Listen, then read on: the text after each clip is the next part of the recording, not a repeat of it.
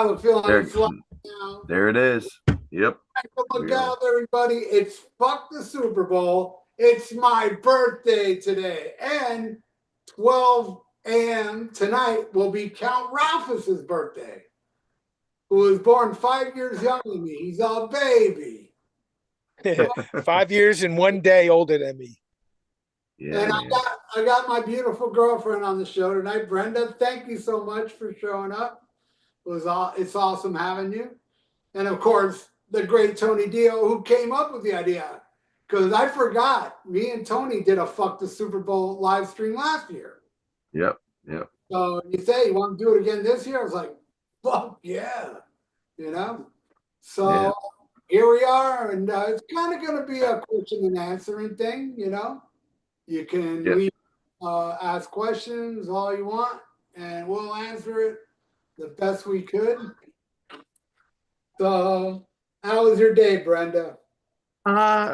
Pretty boring. Didn't do much. Just chilled out. You know, don't want to hurt my back. I have a back injury, so I'm just trying to stay calm, stay cool. Right You on. too. You too. I've been walking crooked all day, man. It's my back screwed up today for some reason. Really? Just getting old. Just getting old shit sucks, man. Getting It really old does. sucks. And I'm like, I'm just waiting for my back injury to happen because I haven't had one yet. My back is completely fine, and I don't know why. A little while ago, my neck was really fucked up. That's some years of headbanging. Yeah. It's going away though, but it was like a sharp pain right here when I would turn my head. I'm like, fuck, do I gotta go to the hospital again? I'm breaking apart, man. You know, I turned 60 years old today. You know, Big 6-0. and let Yeah, me tell man. you something. Life was fucking okay with me till we got in my 50s. I have never been to the hospital ever till in my 50s. When I was in my 50s, that's when everything went to shit, you know? And, you know, I mean, surviving, but fuck, I just came out of the hospital last week because we're getting old, man. I hit 40 Yeah. and everything fell apart. It just sucked. Oh man, you got it 10 years before me. Yeah. I had a few things happen after had turned 40, but Ralph, you've got a fast pass to the hospital now. I mean, they're like, oh, here he comes again.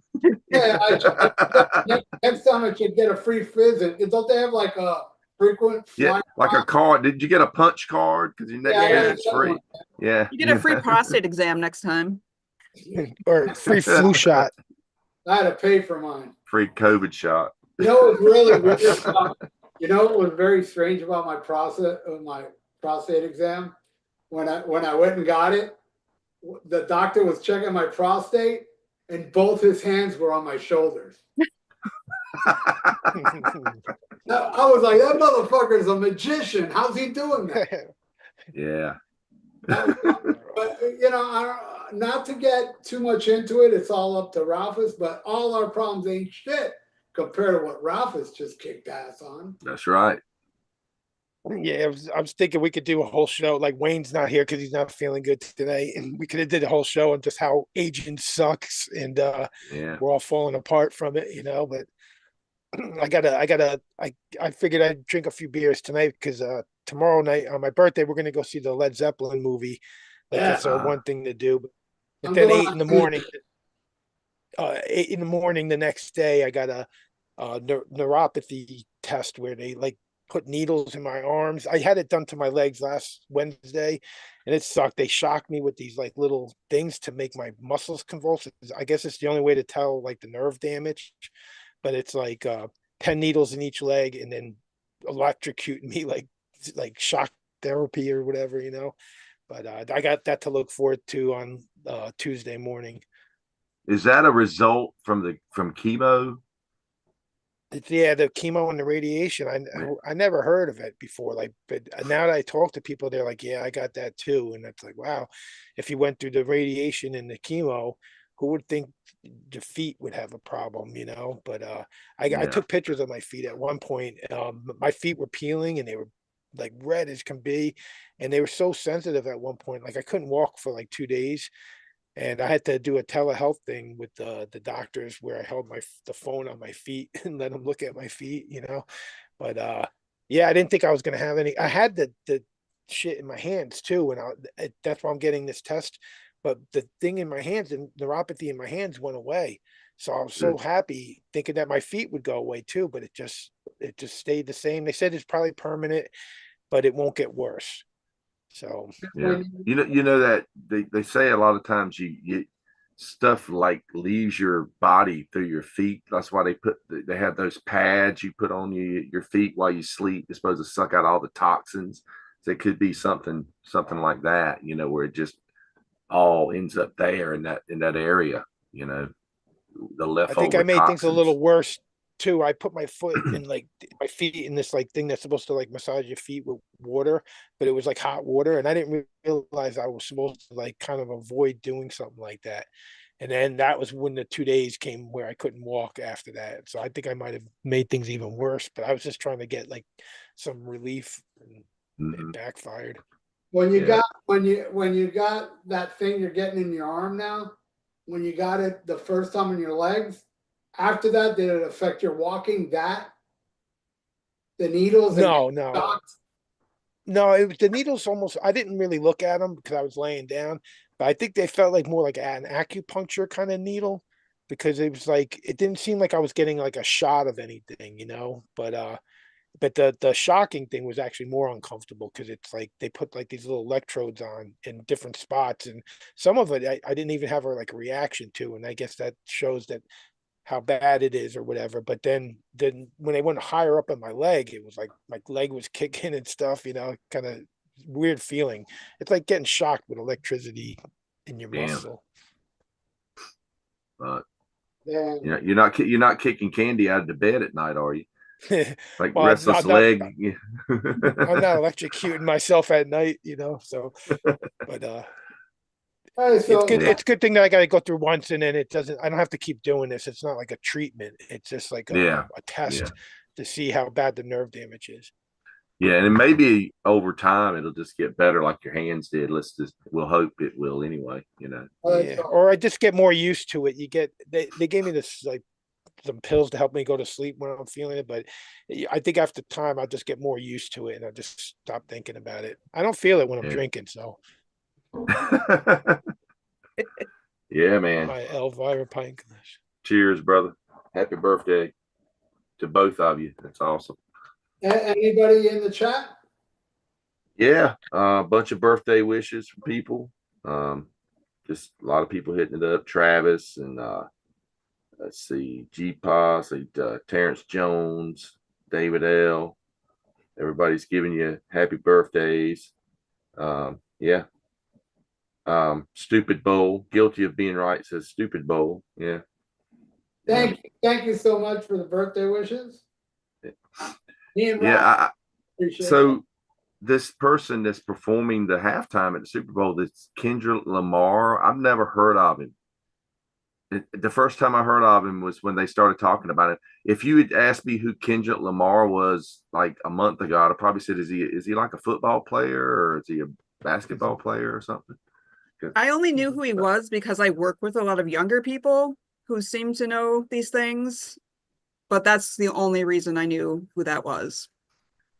Yeah, dude, I take pride that I know nothing about popular music. So our time is past, man. Our music's not what the kids love today.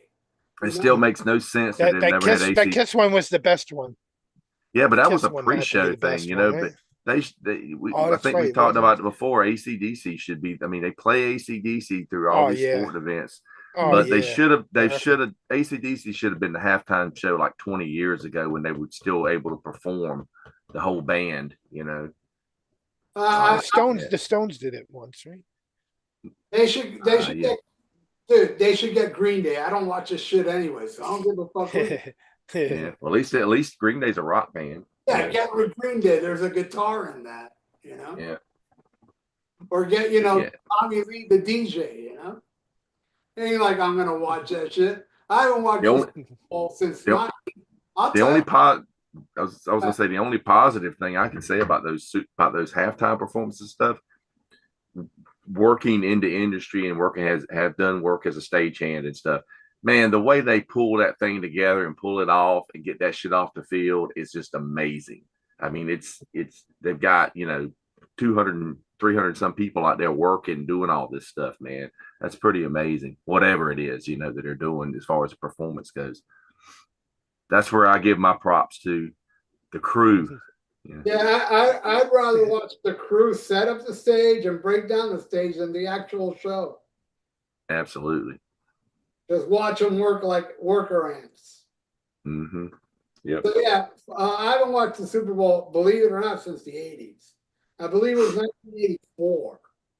I have never seen no halftime shows since.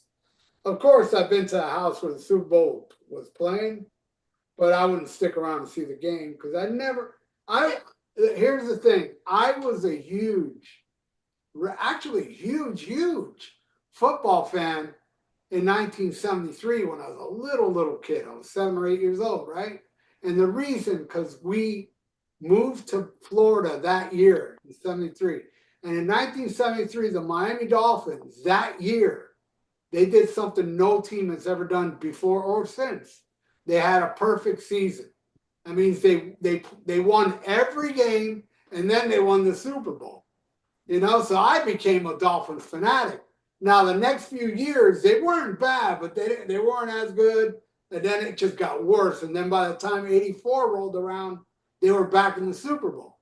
So I was like, all right, the Dolphins, man, come on, let's do this. They lost, and I just gave up on football that day. I was like, fuck football, man. But I still will say the Dolphins is number one because no team has been undefeated since. Now, yes, I've had football nerds out there say stuff like, well, the Bears in 1984 would have, done this and that. It's like, hey, man, that's all Monday morning quarterback bullshit. The fact has been laid down. The Miami Dolphins have been undefeated, and they won that Super Bowl in 1973. The greatest team ever, in my opinion. Till a team can do that, Miami Dolphins will always be number one. And you're getting that straight from a football hater. Yeah, fuck football. That's what I think. But at the same time, fuck you football fans that don't understand how the Dolphins is. 73 Dolphins will never, well, we'll see. Maybe they will be beat, but they haven't been. How many fucking decades has that been? That's 4 decades and 2 years. No, 5 decades. 5 decades. You're 60, remember? Yeah. You have to remind me because I'm 60. I ain't going to remember much. Yeah. Memory's going to start going. Yeah. Math is hard too. Yeah, math is hard. Yeah. Yeah. Ralph, have you ever looked up like what happened in like history the week you were born? Like music coming out or anything like that? You ever try to look that up? No, I will tell you on my birthday, the year before my birthday, February 9th, was when the Beatles played Ed Sullivan. And that was like the most epic performance in the history of the world because that changed the world right there. Yeah, everybody that's seen that will cite that as a big changing moment. Yeah, big influence of why they wanted to be musicians. That happened on February 9th. It just was the year before. And today, Mark Daly showed me this. It had to do with the Beatles. I forgot what, but there's something else that did happen on my birthday on February 9th, 1965. Some kind of Beatles landmark happened today. I can't remember what it is, but yeah. The week.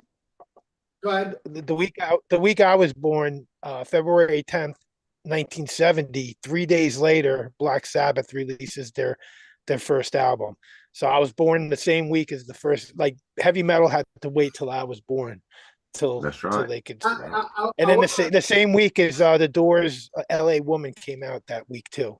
Well, I'll tell you something cool about February 10th.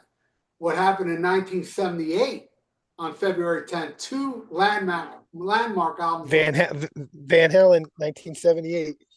And I don't know the other one. Stained Class, Judas Priest.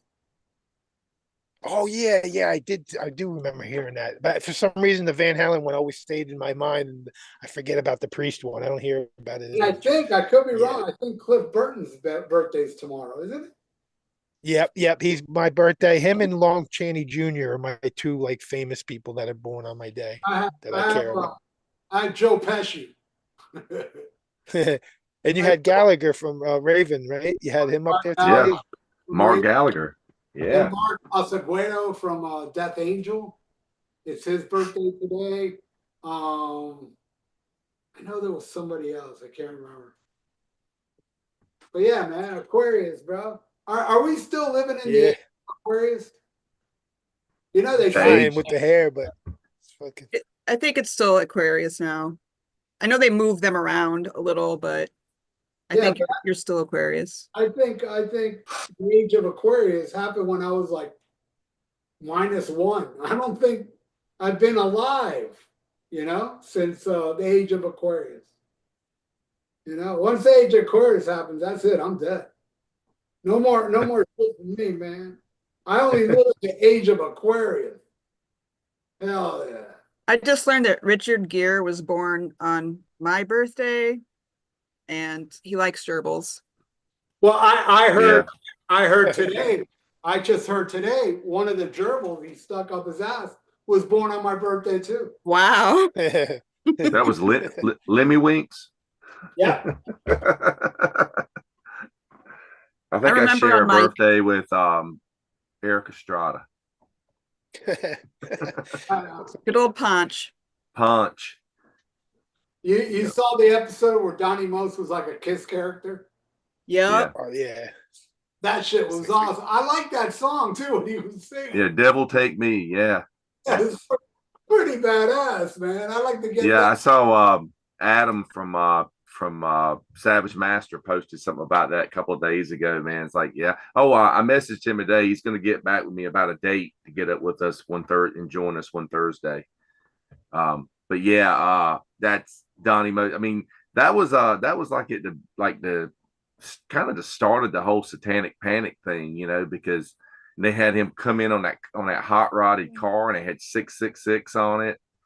And Donnie Most looks cool at Bears Bullock, but the rest of the band looked like morons. Yeah. They look like clowns. They're like clowns up there jumping around, But, Kiss was big. And, well, I mean, that was kind of around the time. That was like 1980 or something, maybe. Mm-hmm. So, but all the TV shows had a Kiss character. They had Deacon Dark, which was Sonny Bono on the Love Boat. And Mackenzie Phillips played some sort of Kiss character on the Incredible Hulk episode around that same time. Wow. Gene Simmons sent a cease and desist order to all of them shows. Yeah. But Donnie Moses, man, the Moloch character is the best. Deacon Dark, man, the Sonny Bono one, he kind of looks like King Diamond a little bit. Mm-hmm. But yeah, Deacon Dark, man, that was a crazy character for sure. I'll tell you something I found out recently that happened around then. On TV, John Lennon did a live performance, and the drummer on that TV show was a 16-year-old Vinny Appice. Oh yeah, well I've always heard that he played. Yeah, I heard he played. You never heard the music. He was in a Plastic Ono band. He actually played on a song on one of the records, but they did, and it was the very last live performance John Lennon ever did. He went up on stage, and the whole band was wearing masks, so you couldn't tell if it was Vinny Appice, but that was a 16-year-old me, Yeah, that's cool. Yeah, I've heard Vinny talk about playing with the Plastic Ono band and stuff. Yeah. That's a trip, man. That guy had a lot of history before he even joined Sabbath. Oh yeah. He was in a band. I got a funny little Beatles story that I heard today. There's a show that airs every Sunday called the New York Hardcore Chronicles, and they do it live like this. And the guy who runs it, he highlights everybody's questions and comments as it's going, kind of like the Grant's Rock Warehouse that me and Tony do. But anyway, he had Arthur Googie, drummer on Misfits Walk Among Us and the 12 Hits from Hell album and stuff. One of the longest running drummer at the time for the Misfits. And he never does interviews. But anyway, I asked a question. I said, do you got any old Misfits vinyl or shirts or anything? Knowing he was like an old punk, he didn't have anything, and it's worth a lot of money if he did. But he told the story about he went to his friend's house in like the 70s, and his mom had a Beatles sweatshirt from like 62 or something like that. He was saying, he said it was still in a bag and it was like a perfect shape, and he asked the kid for it, and he said yeah, sure, and he gave away his mom's sweater that was an original Beatles sweater in a bag and stuff. He said he took it home, cut the sleeves off, cut the neck thing around it, and then wrote fuck on it, like, so it says the Beatles and then it said fuck the Beatles, and then he put Misfits, spray painted the Misfits on the back. So it's just like this, how much that money could you got for that thing in the bag? Yeah, it's no telling. And Yeah, that's what telling that's what it's he worth. did to it. Wow. My question sparked his response to remember that story that had like nothing to do with any Misfits memorabilia. But somebody brought up an interesting point the other day, because I was saying how Beatles, nobody's done what the Beatles have done. They like changed the world. They did all this shit. And somebody brought up another band. I was like, damn, Nirvana. What do you guys think? I think I don't know. I wouldn't. I think they were a game changer band for sure.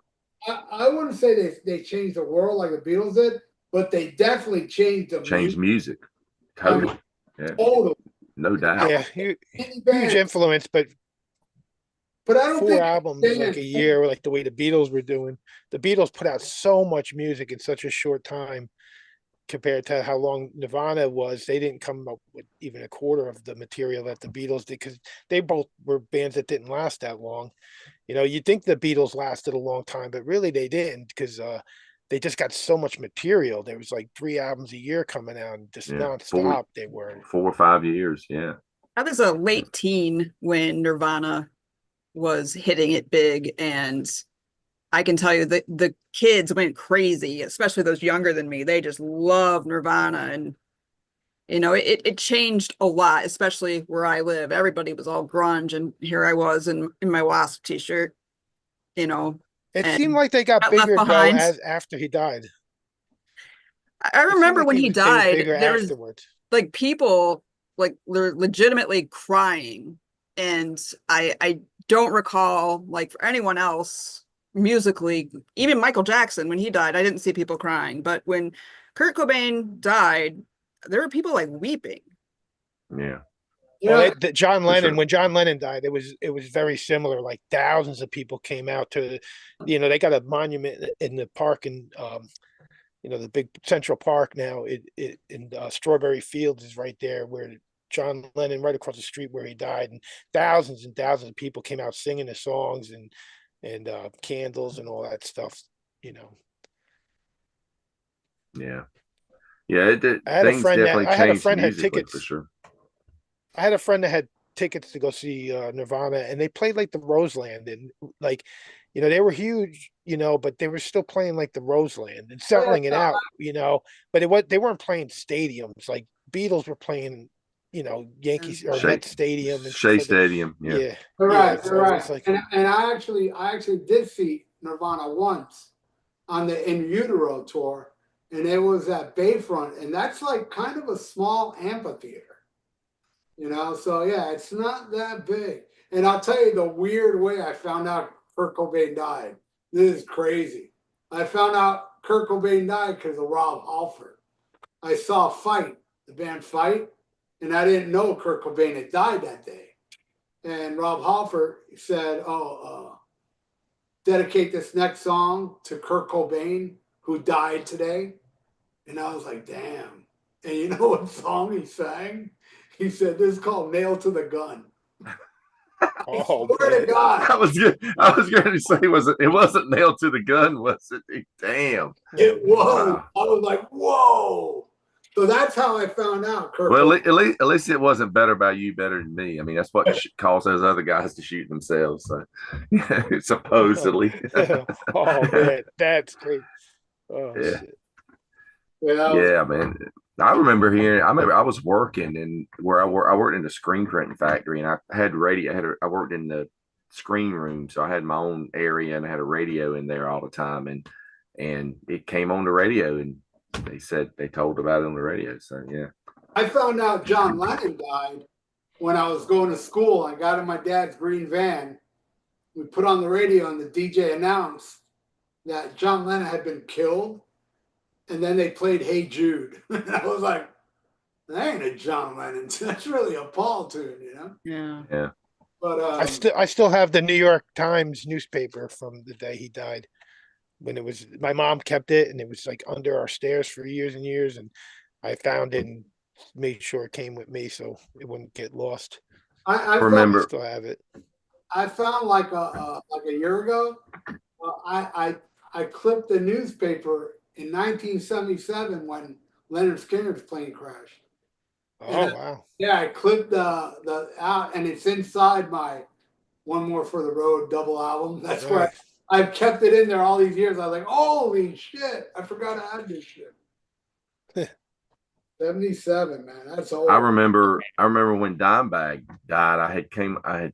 I was up late and I was online, and remember you get instant messenger, and I got an instant message up from a friend, and he says, I just heard a friend of mine and told me that he heard Dimebag has died. And the first thing I said is, wow, poor guy finally drank himself to death. That's what I thought. And then it comes out, and I go to bed, and the next morning's when I start finding out about what went down. You know, it's just, that was crazy. Yeah. I used to do a radio show, and somebody called in to let us know. And I didn't believe it. I was like, it's just some guy calling in, who knows? And when I got home, man, it was actually on CNN. It was not on, and I was like, holy shit, it is true. I mean, what a mind fuck is. Some guy just walks on stage and blows his brains out. Yeah, that video footage is still chilling to watch, man. On the same day as John Lennon's assassination, too. Yeah. How fucking bizarre is that? And it's also weird who died that day? Fucking Razzle from Hanoi Rocks. That was the night that Vince had the auto accident. So it's really 3 people died, but 2 by assassination. And according to a lot of people out there, Vince murdered Razzle. Like, how can you murder somebody if you're drunk off your ass, Legally you can't, but But purposely, he did not kill. No, not murder. No. It's but that's why you negligent homicide. Not premeditated for sure. You can't say he murdered. You can use another word, vehicular manslaughter. He killed him, but didn't murder him. But yeah, it's not murder. But it happened on December 8th as well. And I didn't know that Razzle thing till this year. When the anniversary just passed, somebody left a comment going, Razzle also died today. I was like, holy shit, that happened on December 8th? That's nuts, man. Yeah, I remember that being a crazy year because it was right. I think it was in December of the same month, sometime in December when the Def Leppard guy, when Rick Allen lost his arm. That happened on New Year's Eve. Okay, but it was close, like within like 30 days or something. I remember because the only way you got news then was MTV. Yeah. And you'd hear about it on MTV News. But yeah. Crazy. Another thing about today, the we used to have to wait for our news. Nirvana, the Beatles and Nirvana thing is every band in the 70s had at least one member in the band that worshiped the Beatles.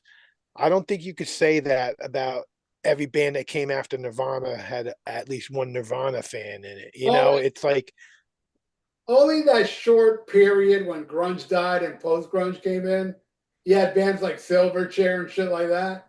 But that died out. There's no bands like Nirvana today. There was no longevity to that at all, like the Beatles. The entire 70s, the Beatles like Spirit was like still there or something. It was like every band had, at least you look at the guys in Black Sabbath, every single one of them was a huge Beatles fan. And just any band you can think of, if you look, asked every member in that band, there's going to be one Beatles fan in there. Where in the '90s, late '90s, I don't think that every band had a Nirvana fan in it. I don't think they had that same impact. And let me tell you, man, In Utero didn't really set the world on fire while he was alive. Like I said, they played Bayfront. I wouldn't even say. I mean, it was well attended, but I know it wasn't sold out because I bought my ticket at the gate. And this is a small amphitheater. And yeah, I feel In Utero blew up after he died. And the unplugged shit. But it did well, but Nevermind was a phenomenon. I mean, right out the gate, that shit sold millions and millions. And I feel if Kurt wouldn't have killed himself, because already by the time Kurt Cobain died, Pearl Jam was playing stadiums. Yeah. They were on their way. They were on their way for stadiums for sure. If they would have kept going and not pulling like a Guns N' Roses thing where you wait 13 years for an album or whatever, if they would have kept being productive, they definitely would have been playing stadiums, Yeah. One in the chat, High Number said he remembers Kurt Cobain OD'd in Italy a month before his death. It wasn't a big surprise when he did die. I remember that. I remember seeing that news report before he died. And I remember it real clearly because I was in a very silly little band with some friends in high school, late high school, as my senior year, I think. And our band wrote a song about Kurt Cobain overdosing in Italy. And then he died, and we felt so bad. Do you remember any of the lyrics? Let's hear some of the lyrics. All I remember about it is all he wanted was a strawberry milkshake, because when he came out of the coma, that's like the first thing he asked for. And so it was something silly like, shooting up junk, blah, blah, blah. And then and all he really wanted was a strawberry milkshake. And yeah, it was in very bad taste, but it was fun. Very Mike Muir-like. All he wanted was a Pepsi. And the name of the band was Gimpy the Magic Dolphin. The name of the band was that? That was our band, yes. I love Gimpy. that. Gimpy. I think my bandmate, there's only one copy of our album that's out there, and he has it. And I haven't seen him in like 25 years. It probably doesn't exist anymore. I'm sure he destroyed it for, evidence. But, he kept it because he's probably tripping on it at times.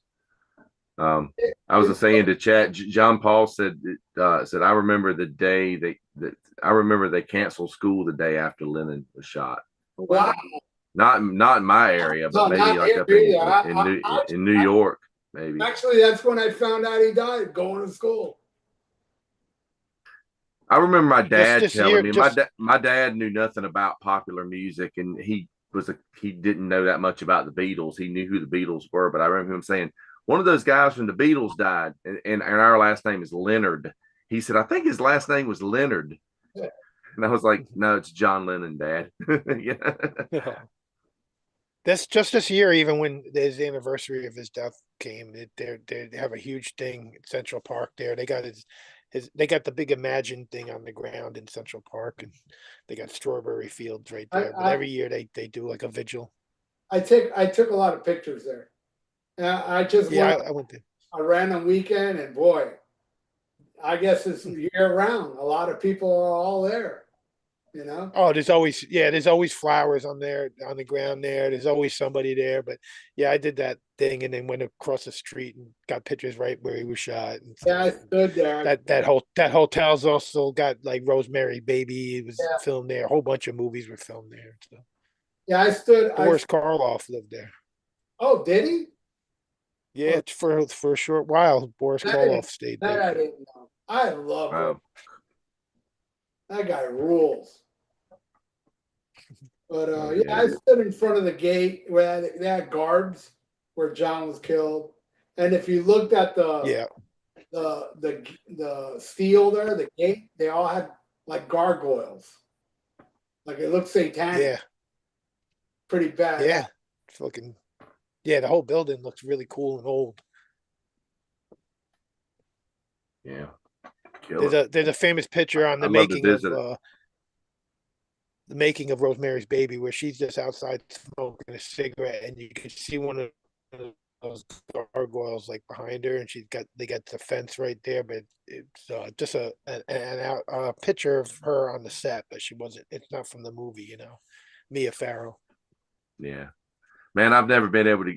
I've only watched that movie a couple of times. That one scene when she comes in and all the old people are standing over the baby, that rules. But the rest of that movie I find pretty boring. It's very slow. Yeah, it's very slow. Yeah. But that one scene makes it makes it worth the whole movie when that scene is just. It's not one I can watch over and over again. You know, but that's exactly amazing. It. It's not one that you go back to, but that's a great twist at the end. It's like, or you know, not even. It's a twist throughout the whole thing. Is all these old people that are Satanists, and then when they're all like naked, chanting. It's just like it's shocking, but it's not something you go back. Like you can go back to The Exorcist at least once a year. Still like being enjoying it like that. But Rosemary's Baby, it's like once every like 20 years, I go back to Rosemary's Baby. You just can never, ever get sick of The Exorcist. No. That is one of those movies that you can never get sick of. Yeah. No, it's just so well made, so creepy. To me, the scariest part of that movie is the dream. Yeah. Powerful. The subway and the chain falling. That's the scariest scene in that whole fucking movie. I think everything about that movie is just, it's just so well done. It's well lit. It's well paced, it's well written, and the novel is also scary to read. I read that way too young and had nightmares for a really long time. No, and the shit that went on filming the movie. That one guy. That's so weird. I just happen to have this right next to me. It's like not where it's supposed to be, but it just happened to be right there. The original hardcover of it. Wow. Nice. Well, yeah, you know, that one scene in Exorcist where, you know, they don't show it, but they talk about that drunk guy that was in the movie, that he got thrown out of the window of Reagan and he fell and twisted his neck and died. That guy actually died for real while the movie was being made. So that's creepy. Not during that scene, but he died like it in his hotel or something. Is what you're saying? Yeah. The movie wasn't done being filmed, you know. And Max, what was the name of the Exorcist? Max Sato. Am I getting his name wrong? Who played the Exorcist? God damn it. Famous actor. Max Sato. Von Sydow, yeah. Max von Sydow. Yeah, Max von Sydow. Yeah. His brother died while they were filming that movie. And then the set burned down while they were filming the movie. It was one thing after. Oh yeah, there's all sorts of like mishaps. Yeah, it was a crazy, you know, I have the Blu-ray. Oh, cool. What is that? This is a big like special edition box set, but it's from back in the VHS days. It's got books in here. It's got postcards and stuff like that. It just happens to be sitting out right now, right I'm sitting. Moving stuff around, but that my pillow, I get the pillow. The pillow is always right in here though. Texas Choice. I got a whole bunch of shit. I got a full size. Oh, keep going. I say, Texas Choice says in here, Poltergeist speaks out Exorcist and Rosemary's Baby in his book. Now, all the stories of what happened to the cast of that. So, I mean, have died and had crazy and stuff. Oh my Lord, he's got a doll. Oh man, the Reagan. It's a Reagan doll. Awesome. That's man. Awesome. Yeah. If I come to your house, don't put that near me when I'm sleeping. That's freaky. Wow. Freaky. Yeah, man. Poltergeist is also a scary movie, and I think what does make it more scary is what happened to all those people. Because I think Heather O'Rourke died she was like 10, and she died she has a routine surgery that she should not have died during. And then the older daughter was killed by her boyfriend in a domestic violence incident. So Yeah. craziness. Craig T. And that Nelson old had preacher starred guy, in holy Coke. crap. Ooh, that preacher guy scares me still. Oh yeah, yeah. Guy on Among the Living. Oh yeah, freaky old. Yeah, I'm gonna die. that dude is like really freaky, man. He used that whole. I remember the trailer for that when they would air on television, and it was just that let me in, and that was like freaky. It's like, man, I don't know if I want to go see this or not because this is kind of freaky, you know. Yeah. Oh no, that's another awesome movie. You know, the guy said that he'll put what was it? Poltergeist and Rosemary's Baby above The Exorcist in his book. In his now, if I saw his book in the library, I wouldn't check it out.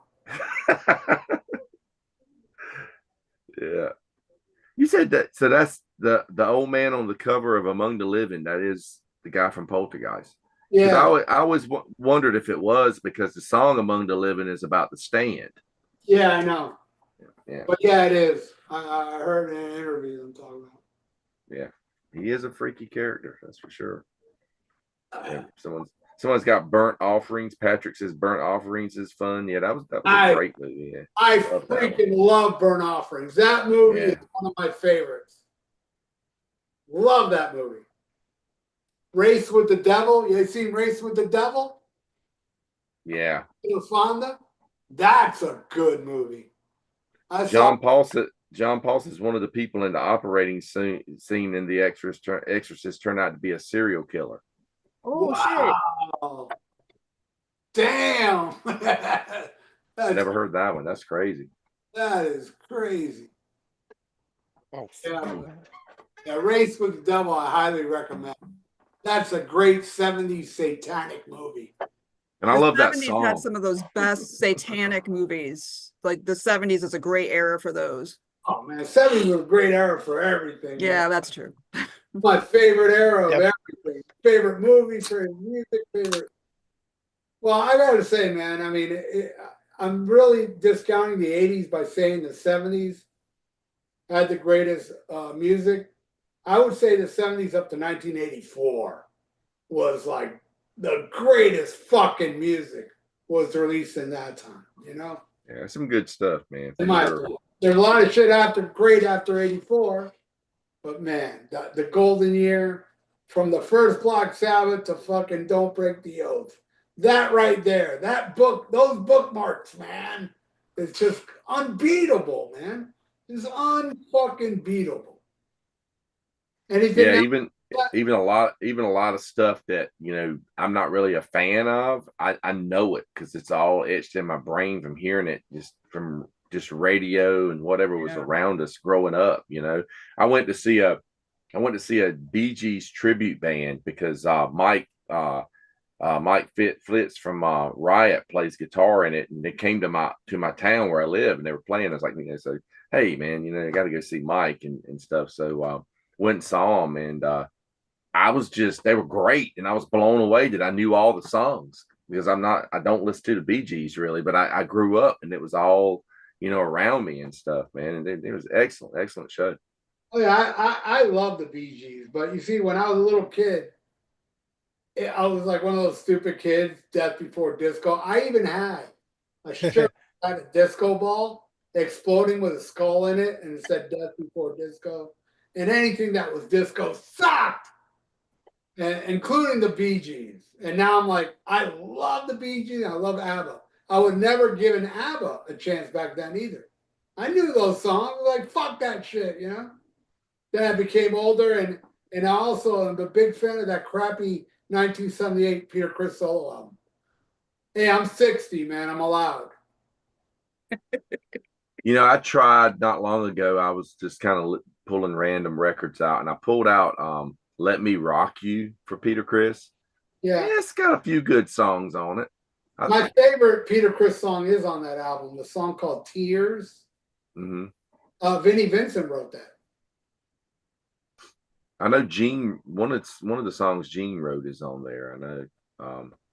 But yeah, somebody reissued those. I was watching something that someone put those first. That put the Out of Control and Let Me Rock You Out recently, but they supposedly didn't get permission to do it or something. I forgot what the story was. There's a whole colored vinyl thing, like we discussed. I've got the originals, whatever.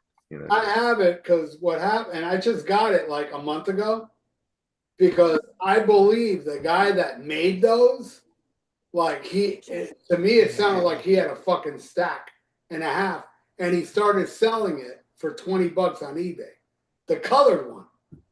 And I was like, fuck yeah, for $20. And I dig the song Tears. I'll buy it, that and Out of Control, but I already owned Out of Control. Yeah. That Out of Control cover looks like something you see on a pinball machine, or well, it looks like it would be on a jukebox or something. It's just that the record's flying out, of course. There's an amazing album from Frank Marino called Power of Rock and Roll, and the cover looks just like Peter Criss's. I know what you're talking about. Yeah, fucking horrible album cover, and it's like one of the greatest albums I've ever heard. I've never heard that. I've never heard that Frank Marino album. I'll check it out. Well, I'll tell you this now. In my opinion, it's the greatest thing he's ever released. And the last song on there, called "Ain't Dead Yet," in my opinion, is the greatest guitar solos ever caught on tape. Period. It's like a 6-minute song, him ripping and singing about they're telling us rock is dead. We ain't dead yet. And he would go into this unbelievable guitar solo, I'm so bummed, man. Frank Marino to me has always been a bucket list artist I've always wanted to see. And in 2020, I bought airfare and a ticket and a hotel to see him up in Philadelphia. And then the COVID came. And canceled it. So I had to cancel everything. And now Frank is like, because of health issues, I can't even play anymore. So man, that one sad to see him. Fucking cool. Yeah, one of the guys that does the Rock Fantasy Files with Count Ralphus and I, Denny Barth from the band Aggression. I think Frank was his next door neighbor or something. Was that what he said? He lived behind them, and he would hear him jamming all the time out there and making noise. Denny's father would get mad at him and stuff, and he had all his hot rods out there and shit. It's crazy, man. Like Frank Marino's your neighbor. That's just crazy, man. I never had a chance to see him either, and it was kind of an ironic story. When I used to go up that club up in Northern Virginia, we spoke about Jack's. It was probably sometime in the 2005 or something like that. I can't remember exactly when it was, but I went up to see Arch Enemy, and Michael Amott is a massive fan of Frank Marino. Matter of fact, when I was working in screen printing, I made a Mahogany Rush logo shirt for Michael. And I went up to see Arch Enemy, and I got there early in the day. And when I pulled up, the marquee said Frank Marino, and then below it says Arch Enemy. So Frank Marino played the night before, and I had no clue that he was playing. I would have gone up early. Well, so when I get there, I go up and I get up with the guys in Arch Enemy, get up with Michael Amott and all. We're hanging out, and I said, "Did you see the marquee?" And he goes, "No." I said, "So you don't know who played here last night?" And he goes, "No." I said, "Frank Marino played here last night." And he goes, "What?" He goes, "We were off last night. We were here in town, like at the hotel, chilling. Nobody knew." I'm like, lack of advertisement, man. That just sucks. Yeah. Yeah, that would have been crazy. Anything else in the chat? Yeah, it was a question for us from Texas Troy. The panel of Tony Dio, Count Ralphus, and it says, what would be your top 3 death metal bands, past or present, off the rip? Go ahead with it, Count. Off the what? Riff. Off the cuff. Yeah, off the cuff, whatever. Your top 3 death metal. Morbid Angel, one of the most groundbreaking ones. Death, one of the most important ones. They influenced so many bands. And for a third one, shoot, the third one would be hard. There's so many like tied for third. I some people won't consider them really death metal, but I love the band Macabre from Chicago. Like like they play as fast and heavy as death metal, but they still have like thrash elements to them. But yeah, that's probably not a good one because they're not like a pure death metal. You put too Autopsy, much I'll thought say. into it. Now. He said off the cuff. Yeah, yeah. So Autopsy's more of a pure death metal band. Yeah, I Mine, love Autopsy from California. mine would definitely be Morbid Angel the best. And I'm really saying those first 4 albums, just from, Yeah, Altars to fucking Covenant and even what was the one after that? Where the Slime Lived? Domination. yeah. It was All good, right. but really the first 3. Deicide, Legion, and the first Deicide album, forget it. And then number 3, man, I'd probably have to go with Obituary. First 3 Obituary albums, especially the first 2. But the third one they slowed down a bit, but it was still awesome. But those You first, seem a little Florida biased over here. yeah, that is true. Another one I love, I would put on there is Malevolent Creation, again from Florida, because of 10 Commandments and Retribution. Those 2 albums, man, fuck.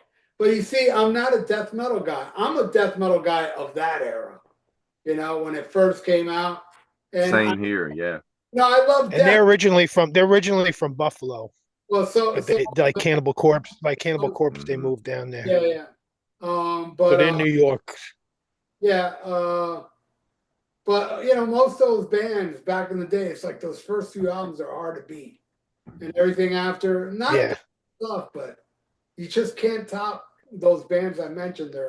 Their first few albums were, man, I'll never forget. I discovered Morbid Angel, and this is rare to say this, on MTV. They showed fucking Immortal Rights on Headbangers Ball. And when I saw that video, it changed my life. That 2 minutes or 3 minute song, I was like, dun, dun, dun, dun, dun, dun. I was like, what the fuck is this? What a band, man. Yeah, you can't beat. They look cool when they came out, Yeah, it looked awesome, man. And yeah, There's a famous clip when they MTV came to a show down in the city, and it was a Morbid Angel headlining show with Entombed, Ripping Corpse, who had they were just amazing. Bruton.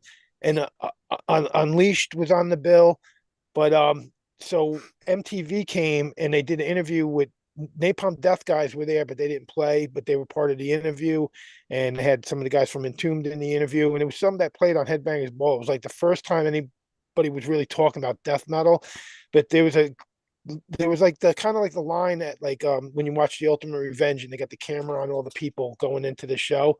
So MTV was out there with the camera, and right in front of me was like the guy from Morpheus Ascend. They said, "What's death metal all about?" And he goes, "Kill for Satan," and it aired on MTV. It was fucking perfect thing to say. I was right next to him. They asked me, and I said, "MTV, get off the fucking air," like the Dead Kennedys thing. And of course, my thing was cut out. I couldn't have just been like, "Yeah, Satan," or something, But it's a famous clip. Like you go on YouTube, it's right up there. I forget what it's called, but it's like they did a quick interview with Morbid Angel and everybody, and it was at a club in the city that I never went back to, but it was an amazing show at a time where it was really starting to explode. Death metal was really taking off, and yeah, it's good story. good stuff. Did you have 3 picks, Brenda? Not really a death metal chick, but I do like Morbid Angel and Napalm Death. I would think those would be the 2. But it's not really my jam, so I guess mine would be Death, Obituary, and my wild card would be Unleashed. I've always liked Unleashed. Obituary could be the AC/DC of death metal because you really know what you're going to get when you buy Obituary album. They don't change much. Another great, amazing death metal album from back then was Left Hand Path from Entombed. Oh yeah, Oh great. yeah. Love that one. Yeah. That album I mean, crushes, I, man. I like Entombed a lot anyway. I mean, even I like I mean the follow-up album, was it Clandestine? Oh, how do you say it? Clandestine. They had a Clandestine. different singer. They had a different singer on that one, but it was a good record, man. I remember Stranger Eons. That was a really cool. I remember having That a was the cassette tour that they were single. playing. That Morbid Angels thing was That I that had a tour. cassette single for. I mean, you know, Earache was doing these little cash grab cassette singles that probably had like 8 minutes worth of music on them. But I had one for Stranger Eons, and I remember when Wolverine Blues came out. I mean, they went more to this groove metal thing, but I loved it, man. It was great. I saw them on that I love tour that. with Amorphous. A funny I story seen about him on that. that tour too. LG is back on vocals for Wolverine Blues, and they're playing this club in Raleigh, and we go to the show, and my friend Donnie, he talks as southern as I do or even more, and he had this death metal magazine. He loved Entombed. It had a picture of him in it, like something like a Metal Maniacs or something. And he we were going in, and LG's sitting at the door as you're walking in, and he goes, "Man, it's good to meet you. You're one of my favorite singers. It tickled me to death if you sign my book."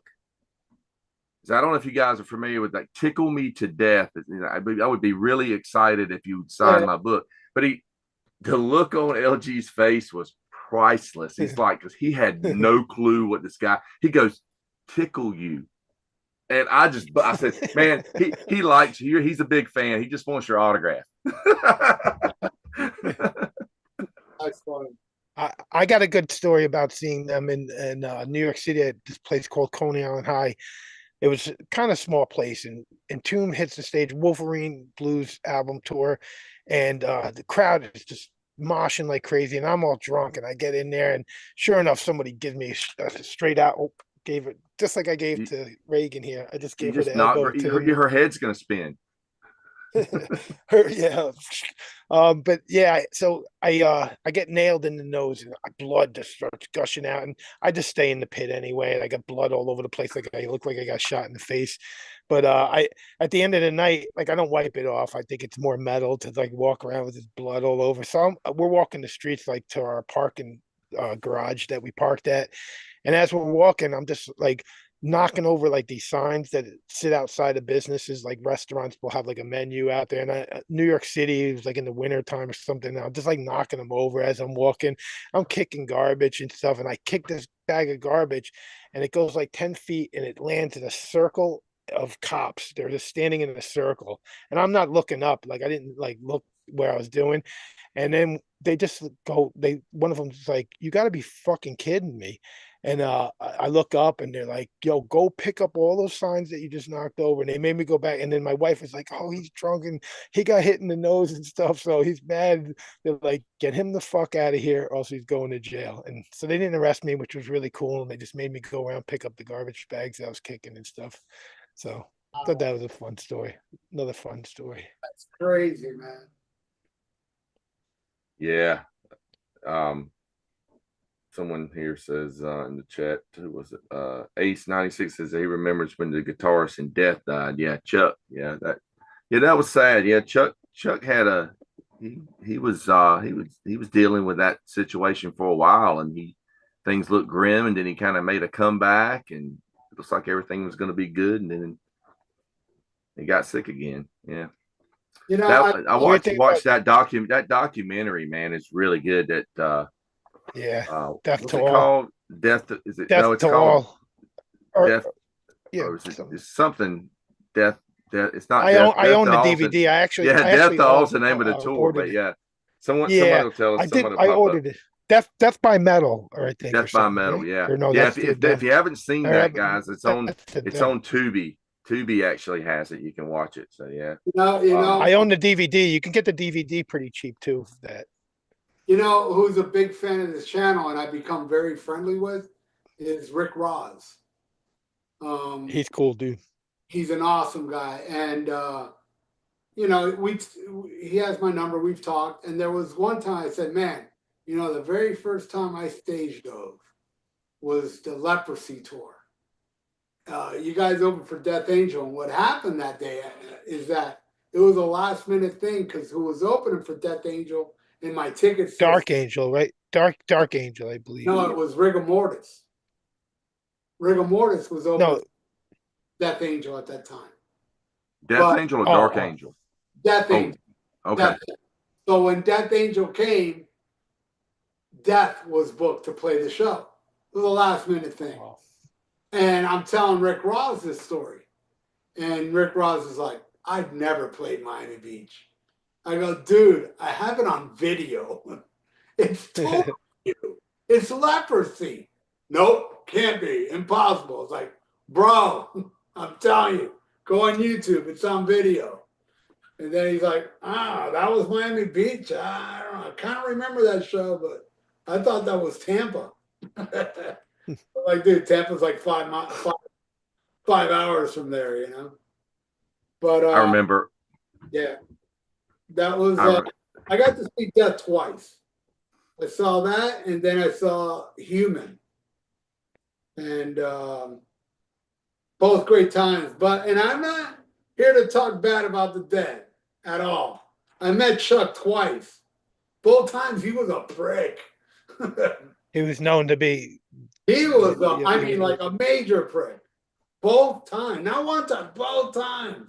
Rest in peace, though. I got to see him a bunch of times, but I never actually met him.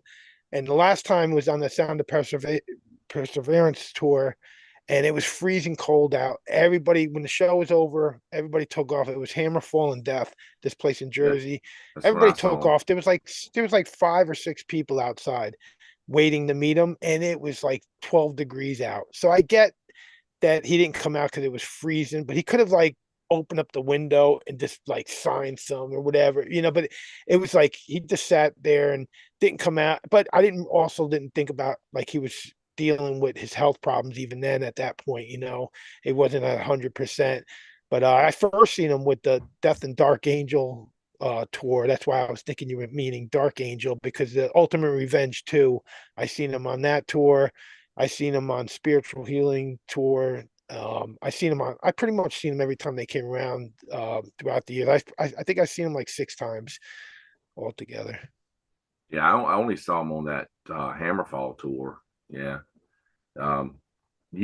Speaking of Ultimate Revenge, you were talking about that. I remember that video that came out for that. You know, they had the compilation of all the bands that played. I think it wasn't at Death when Death went on, and there was like this girl, blonde-haired girl, was sitting on some dude's shoulders, and she's going nuts for like, I think it was Death, and she was like just like reaching up towards the stage, like going nuts. And some dude like stage dives, and you see it. We used to watch it in slow motion. He just plows right across her, and you don't see her anymore. That was crazy, man. I got that on VHS. I need to get that on DVD. Both of them. I still. Are they out? Did they get released on DVD ever? I don't know. Not officially, but you could get bootlegs of them. Yeah, I've got a bootleg of the first one. I just recently got the full Dark Angel show from that that video. The full fucking show. That to me was, and I love Forbidden, I love Deathman, but Dark Angel, bro. That's another level shit. Darkness Descends, I would put up there with Rain and Blood, you know? I seen them do it in its entirety a couple years ago. They had, when they got reunited, and they toured that album in its entirety as like a tribute to the guy who died there, the other guitar player Eric, who hadn't been in the band. And yeah, but not Eric, what was his name? They had Whiplash opening up and somebody else good, but it was like such a different band from seeing them back in the day on the Leave Scars tour, and then seeing them like more recent. It was such a cleaner kind of like he wasn't running all over the place. He seemed like so out of control back then, the singer, you know. But they were doing that album in its entirety, and it's not the original singer. It wasn't Don Doty singing it, so it would have been nice if he was back for that tour, but it wasn't. I saw him at Hell's Headbangers, or I mean not Hell's Headbangers, Hell's Heroes, and it was Gene Hoglan's girlfriend plays guitar, in the band now. Yeah. And She was in there when I seen it too. When I seen yeah, it she too. was I didn't know killing it it, was his man. She's girlfriend. excellent. Yeah. I had no Yeah. idea that was a girlfriend. I just thought it was like some girl that's up there playing with him. Yeah, I had no I idea. was told that they were a couple, but yeah, what's the singer's name? Right, Ron Reinhardt. Reinhardt. Yeah, I didn't believe that was him until somebody said, "Yeah, that's him." yeah, I mean, he's slimmed yeah. It looks down, so he's real different. cut, he has short hair. I had no Yeah, clue. I thought it was a totally different guy. Yeah, yeah. And the way he was on stage too, the stage presence was completely different from back yeah, in that Ultimate yeah. It was Revenge. Anyway, nothing like watching Ultimate Revenge at all. Yeah. So someone just gave me. I saw some Texas Troy threw a question out to me. It says, "Will the new King Diamond album come out this year?" That's in the rumor mill again. I'm not betting money on it. Did you see what they just announced? They just announced King Diamond's got 10 new songs for the album. It's like, yo, can you stop already and release the goddamn album? It's like, this album's yeah. not fucking good, man. Because we're going on, what, 20 years now? Is it? Yeah, he's beat Appetite for Destruction or whatever that record. Not Chinese Democracy. I'm sorry. He's beat Chinese Democracy for the longest wait on an album. At least he had his heart attacks and stuff like that, and heart problems and stuff. But yeah, this is that was 20 years ago. Right. Yeah. This is Yeah, one I of those remember when albums we seen. that I'll believe it when I see it. Yeah. I won't believe it's basically. going to be released until I actually have it in my hand. They played a song off the new album when I saw them in 2000. That is 7 years ago. And they played a new one on this recent tour that was really good. It sounded a lot like the classic stuff. Yeah. They're both really good. But man, I mean, the amount of time it's taken is bullshit. And it's like, really, you want to work on a Merciful Fate album now too? You know, it's that Dark Angels on like their like third year of threatening to put out an album too. Yeah, that's another. They should be done. It should be coming out. Yeah, I think a lot of older bands they want to put new music out, and they just feel like, one, there's really no money in it, and two, when we're going to go play live and everybody's going to hear the old stuff. It's just like, it's that typical, here's one from our new album, and everybody goes to the restroom or gets a beer type of situation.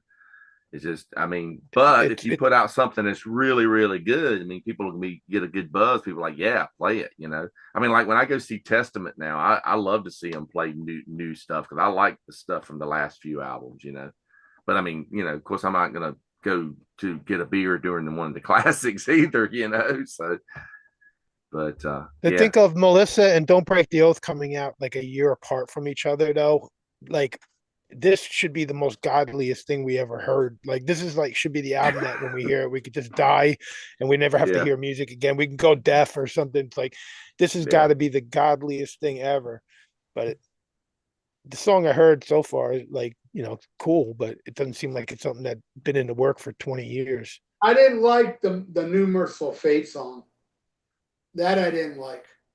Whatever it was called, Ghosts of Transylvania or whatever the fuck. Yeah. The didn't have something with a jackal.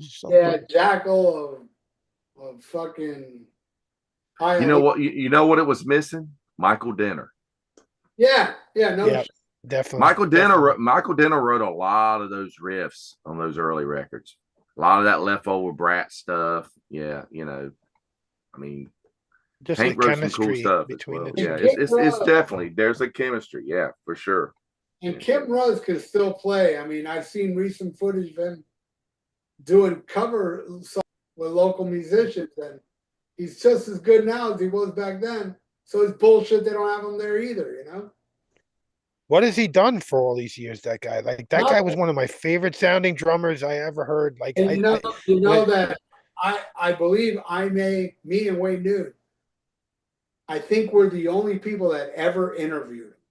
We got an interview with him, and what a nice guy. And I told you never see him. I told him about my Merciful Fate tribute album, and he was interested. And I mailed it to him in Denmark, and he loved it. And he was not aware of that Pro Shot Merciful Fate show, the one before they released Melissa. What are you talking about? burned him a DVD, sent it to him, and he Talking sent about the Eindhoven Fest show, Yeah, the pro shot one. Yeah, it's a pro shot show where he's Yeah. wearing like those, like Kim Ruz is wearing these, I don't know, like tassels on his yeah, arm. yeah. King's got the skull makeup. Yeah, And King Diamond got the EP makeup Yeah. before, you know, where it's just like the raccoon eyes thing. yeah, Kim Rose had no idea that shit existed. I sent it to him and he was blown away. He sent me a long ass email like thanking me, and he ended up liking the Merciful Fate tribute album as well. And it was a great interview. I mean, the guy was awesome. I can't believe we got him. And I've searched, I've never found anything, even on print, interview with Kim Rose. Nothing, but we got him. And, he was offered to be in King Diamond. King wanted him in King Diamond. And he said, no, I want to keep Merciful Fate going.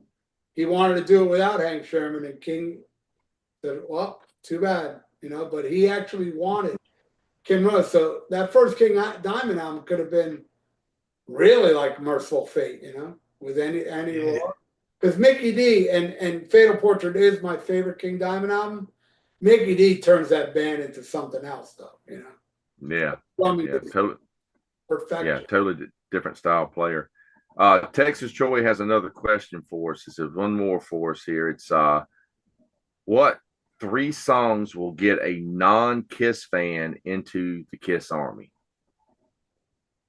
Thank God you you got to pick Kiss, because now the audience is all happy. Yeah, somebody mentioned Kiss. Yeah. What's the question again? What's 3 Kiss songs? In other words, if you find somebody that does never heard of Kiss, probably wouldn't listen to Kiss, but you could turn them on to Kiss with 3 songs. What 3 songs would? I got 3. Number 1, the song that the ultimate gateway. I mean, it's what got me into heavy rock. Was "I Want You." That would be one I would definitely show. My favorite Kiss song from the 70s, Black Diamond, have to be in there. And my third, I Stole Your Love. There you go. Pedophile did a cover of that. Love? No, they should. Yeah. Yeah. And Christine 16. It would make sense. Right? Yeah. Ralph, what you got? Ralphus. Let me refill my thing. I say God of Thunder, Strutter, and Nothing to Lose. I just didn't want to pick any of the same ones. What do you got, Brenda? I would go with, unfortunately, Rock and Roll All Night, one of those party anthem songs that'll really get people going. I also have to pick Strutter, but Strutter 78 with that cool disco. I love that. That little swing, yeah, disco. And beat. I would say Detroit Rock City as well, because that's a very dramatic song. And I think that would, if we're talking about the average person who's never listened to Kiss, I think those would get them to listen to more. Yeah. I would go Detroit Rock City, and I would go I Love It Loud, and my wild card would probably be Mr. Speed. Yeah.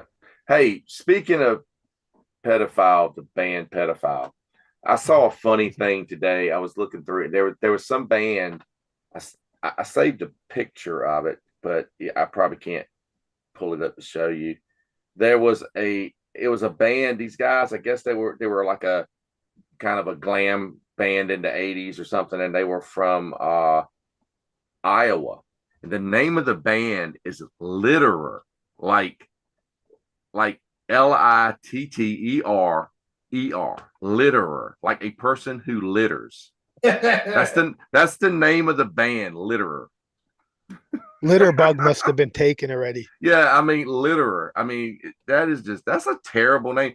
And I mean, they look like a typical, like, you can't see them here on this, it's not going to show up, but they look like a typical band from that era that all glammed out and stuff. And they got a cool logo. I'm like, Litterer. It's just a dumb name for a band.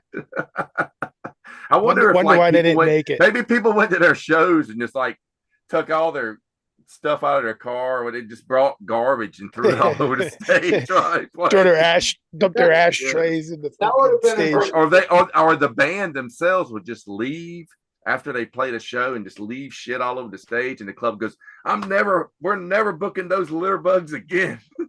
Yeah, it'd be cool. They go up on stage with trash cans full of bags, and they take out the bags and throw it at the crowd. Yeah. Oh, they all blow their nose at the end on a napkin and just drop it on the stage, and that's how they would end the night for every show. Yeah. Yeah. Pleasure Dance is literally litterer. Yeah, that's the name of the band. That's just God. Yeah, there's some bad names out there. Pink. Nothing tops pedophile.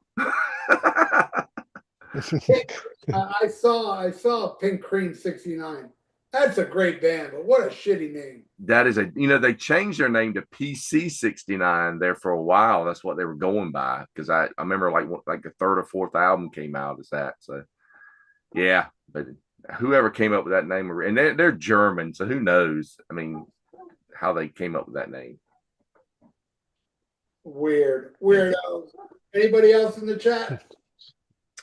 Oh yeah, people are talking back and forth and all kinds of stuff, because we got people stirred up on Kiss stuff. Strange Ways, Parasite, Deuce is what Wrath said he would play. Thomas Newby says Rachel Gordon claims she would milk Ace's prostate when she was dating him. Is she still single? Asking for a friend. Doesn't she live in like an RV in the desert somewhere with no plumbing? Probably. Wow. Yeah. I lost a friend because of the things Rachel said. But whatever. So what if Ace likes things shoved up his ass? Hey, man, we all have our weird things, you know? Oh, moving to a different band, Travis asked a UFO question: the Wild, the Willing, and the Innocent, or Mechanics? Wild, Me and Wild, Willing, Innocent. Wild always would probably take it for me. I like Mechanics as well, but Wild, between those two. Yeah, I mean, I like Making Contact. Diesel and Dust is great. So we're streaming music at work, and it always ends up on, like, my coworker. He likes like listen to stuff like guitar guys like Marty Friedman and stuff like that. What's the dude that played for David Lee Roth? Jason Becker. Jason Becker, stuff like that. So we got the other day I threw on Vinnie Moore's Mind's Eye record. That's the only one I'm really familiar with, his first solo record. And one of his later records popped up, like not later, like maybe like a couple years down the line. And there was a song, and it was called Riding High. And I'm going, wow. So if you're familiar with him in UFO, that first album they did called You Are Here, first song, When Daylight Comes to Town, that is the same song. Like years later, he took this song he had done as an instrumental. Phil Mogg put lyrics to it, and they made a song. Because I think that's a great song, on the great opening track on You Are Here. Because I remember when You Are Here came out, I thought it was a breath of fresh air, because the two previous records they had done with Schenker were kind of just boring. They were nowhere as good as Walk on Water. Was it Sharks and Covenant? They had a couple of decent songs, but they were nowhere as good as the Walk on Water record. But I was just blown away when I heard this Vinnie Moore track. I was like, wow, that sounds a lot like. And then when it got to the solo, it was the same. And I was like, wow, he basically just repurposed this song like 20 years later, But hey, that's the way you do things, I guess. Wow. Yeah. Thoughts on the first two Night Ranger albums? Count Ralphus, what do you think? I seen Night Ranger open up for 38 Special, and I never heard of Night Ranger before. Actually, I heard Sister Christian. I think was the big hit. It was like the big song. Even at that time, I think that was out. It was like 1983. John Cavalluzzi told me about it. You guys met him then. Yeah, the story was so one of our friends called us up at a house where a bunch of us were all little metalheads hanging out, and they were like, "Yo, Night Ranger's down at the laundromat. You want to come down and meet him?" And we're just like, "Night Ranger? Fuck that! Who's that?" And like then somebody was like, "Yo, Brad Gillis from right here, Speak of the Devil." I got the banner up, but we were like, "Oh, Ozzy guitar player, okay." And we all jumped on our bikes and we went down there, and they were super cool. They were like, "Oh, Judas Priest, Iron Maiden, I played with them." He was like talking about all the band shirts that we were wearing, and they were like, "Yo, you guys going to the show tonight?" And we were like, "Yeah, all right." It was at our local fairgrounds, and we knew how to sneak under the fence. We had a spot that we cut out. Like we went to any show we wanted to back then. We were little hoodlums, but so yeah, we ended up going to the show and seen him with Yeah. 38 Special, who also I didn't know at the time, but we just figured go check out the guy who played with Ozzy. I love the first two Night Ranger albums. So do I. I love both of them. They're great. I think I like the first album even more than the second record. I mean, yeah, that song Night Ranger, that's a badass. Man, that riff to Eddie's Coming Out Tonight, that riff, it's just really good, man. the song off the second album, Touch of Madness, may be my favorite. But every time I hear that song, I think I start singing, I Need a Touch of Mayonnaise. They could sell that to like Hellman's or something and use it in a commercial. Acknowledging that our discontent says the best thing about Night Ranger is the enabling that scene in Boogie Nights. Yeah, that was cool, man. That seems pretty cool. I saw Night Ranger once, and they're telling the story before they played that. They're telling the story about going to the movies and seeing that scene in the movie, and like can never look at their song the same way again, you know. I saw Night Ranger open for Black Sabbath on the and Midnight Madness just came out, and they didn't, and Sister Christian wasn't a hit yet. They haven't released it as a single. They didn't play it that night, you know. Yeah, I don't think that audience would have wanted to hear that one that night. Yeah, but man, that's just cool that you saw the Born Again tour. You know, yeah, no, amazing. And Night Ranger was awesome. They went over well. They did go over well because they kept it strictly their heavy songs. Yeah, they're always great live, man. Every time I've ever seen them, they're great live. Just a good live band. I even saw them. I saw them in the early 90s when they had broken up, and it was just Brad Gillis, Kelly Keagy, and some dude singing and playing bass. His name was Gary Moon, and they played in a little club. And that's the first time I met Brad Gillis and went up and talked to him after. I was asking him, was that the same guitar he used on Speak of the Devil? And he was like, yeah, it's the same one. And yeah, he's really nice. Yeah, there was probably like 120 people there, seriously, in this club to see him, because Damn Yankees had taken off and stuff by then, you know, or actually they were probably on their second album by then. So I saw that was right around the time Nirvana came out. So so everything started just crashing down, you know. There you go. I only seen Night Ranger twice. Once in '83, and then I saw them like maybe 4 or 5 years ago. Before the pandemic, they opened for Dennis DeYoung from Styx. And I went to the show with that picture behind Ralphus on my shirt, the Speak of the Devil shirt. And I'm all the way up front. I mean, I'm just leaning on the stage like this. And Brad Gillis, you know, noticed my shirt and shit, and he gave me a guitar pick that had his picture on it. It was cool. You know, I mean, I love the first two Night Ranger albums. When I saw them with Black Sabbath, I was content enough because everything they released after that, I didn't like. So I know they were here after, you know, headlining even. I didn't bother. I was like, I saw them and they were good, you know. And, but got to tell you, man, the last time I saw them, they were awesome. You know, it's just a shame they don't have Jeff Watson anymore, because that guy was fucking phenomenal. Yeah, he was great. Yeah, I think they had some business issues or something. That's why they party company or whatever. But Texas Troy wants to know, Count Ralphus, what beer you drinking? Cheap Budweiser. but I king of drink it in beers. an Elvira glass though. But yeah, I don't drink expensive beers. I grew up on cheap Had a beer and Yingling. cheap whiskey. So that's cool. Yeah, yeah. That's Had a Yingling. special occasions. I should drink a better beer with the birthday and stuff. But yeah, Hey, this Budweiser is the king of beers. Yeah. So yeah. American beer. When I want to get That- out of control, and cut loose, I drink some of that non-alcoholic beer because I'm a rebel. Yeah. And you can you can make believe you're drinking real beer, but you could like just go crazy and fucking act like a maniac on purpose just to get it out of your system every now and again. And then blame it on the booze. Yeah. Years ago, I was working a gig for WWE, and Stone Cold Steve Austin would come out in the ring drinking beer and stuff.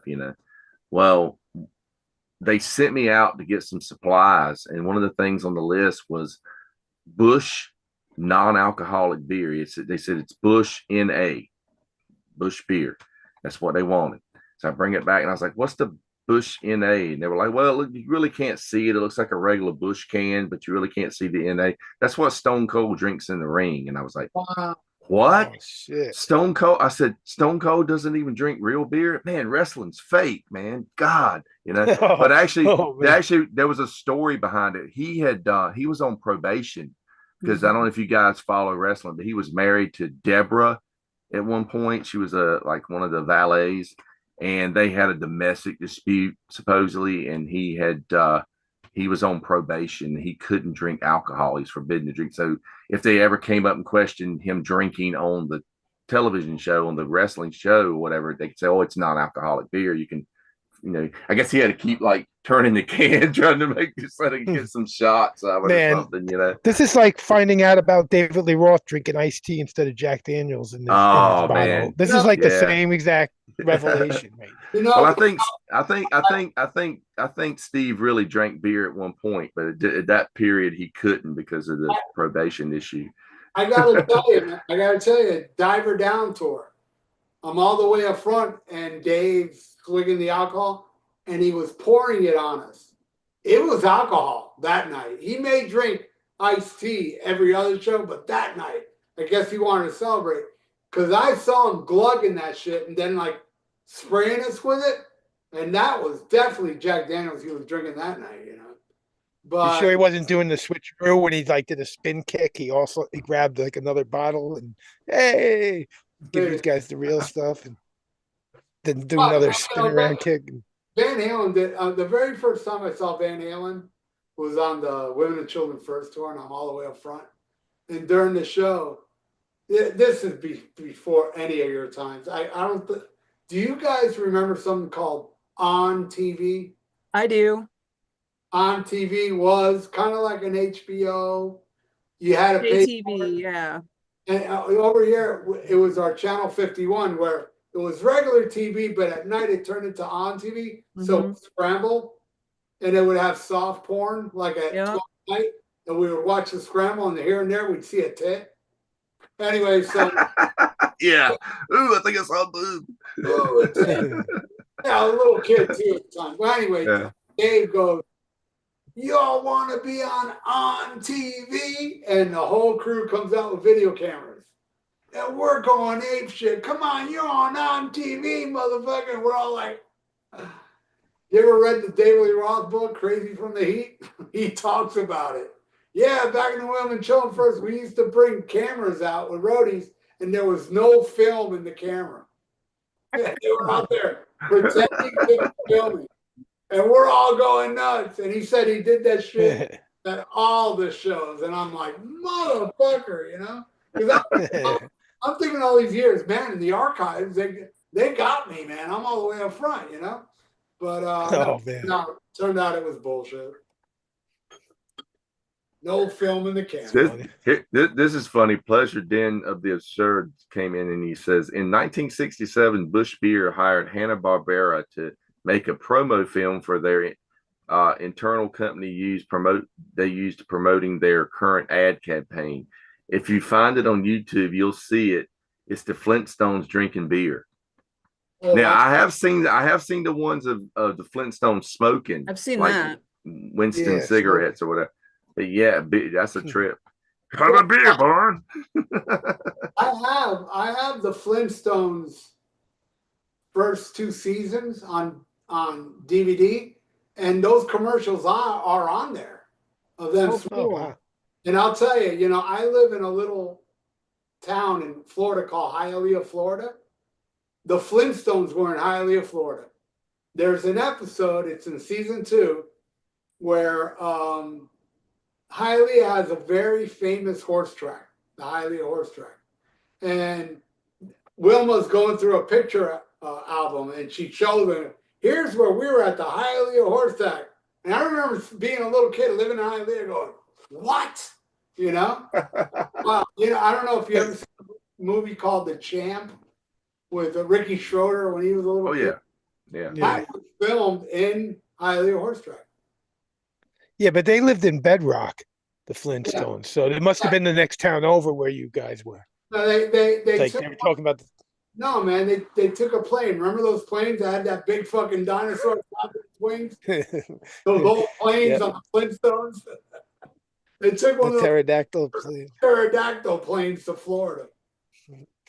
Man, Al P just threw up something I hadn't thought about in years. He says Billy Beer. Do you guys remember that? Billy Carter had his own beer. Carter's brother. Yeah, Jimmy Carter's brother. Yeah. Yeah. I remember. I know a guy that's still got a couple of cans of that. Yeah, Billy Beer.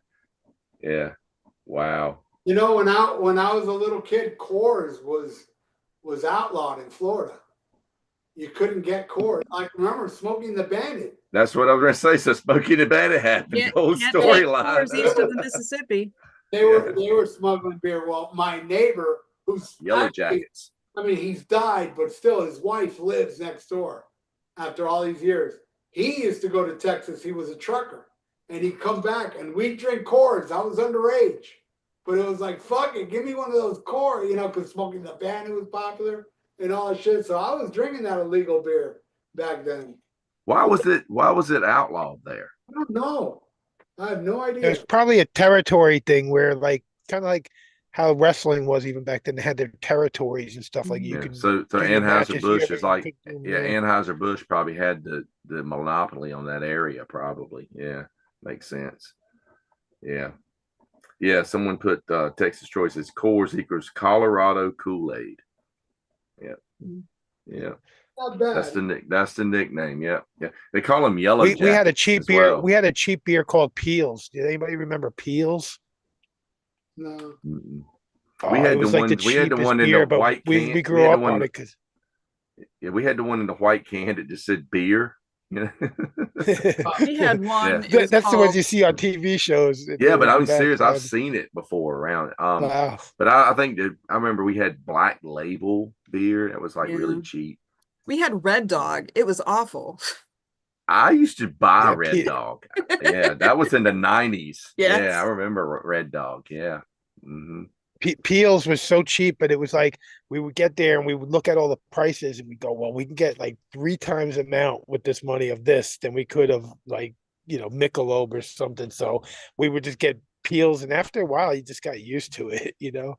We would go to the Kmart because they wouldn't card us at the Kmart and get the Red Dog beer. Lots of it. I had a friend of mine one time. This was in the 80s, late 80s. I drank moonshine. It was god awful. And the way the moonshine was down here, they smuggled it in the radiator of a car. That I'm sure made it even more disgusting. Yeah. Wow. I remember being at a party once and somebody said it was moonshine, but they said it was like 150 something proof. And nobody could drink it. And we didn't have anything to mix it with. We were just like out in like a field. So we all just taking sips and it was so nasty. I remember even trying to pour some into a beer, trying to mix it with the beer. And that just made the beer nasty. So at one point we just made a big pentagram. We made a big pentagram and lit it on fire on the ground. And it was fucking lit right up like gasoline. Nice. Nobody could drink it. I remember being at a party once, and you made PJ, like you make a PJ Purple Jesus, with all the juices, and some guy brought over some moonshine and poured in it. And I don't know what happened, but it was like the most downer party. It's like it made everybody sad. It's like it was just, it was crazy. Valium Yeah. is in there or something. Al brought up another one like Schlitz. So I remember when Schlitz was looked at as like, I guess, decent beer. Do you guys remember the early '80s Schlitz Rocks America commercials with the Who and God, who ZZ Top, and ZZ Top even had the Schlitz guitar and all that, But now it's like people like, ooh. So I went to a party. A friend of mine used to have a Christmas party every year, and I bought on the way there. I bought some beer and I bought a 6-pack of Schlitz, and I just put it in the refrigerator. And you could just hear people, they'd open the refrigerator and go, ooh, someone brought Schlitz. That's the whole I mean, I heard it like 5 or 6 times. It was just funny. Yeah, I got this Sid Vicious toy, and I had this Schlitz beer can.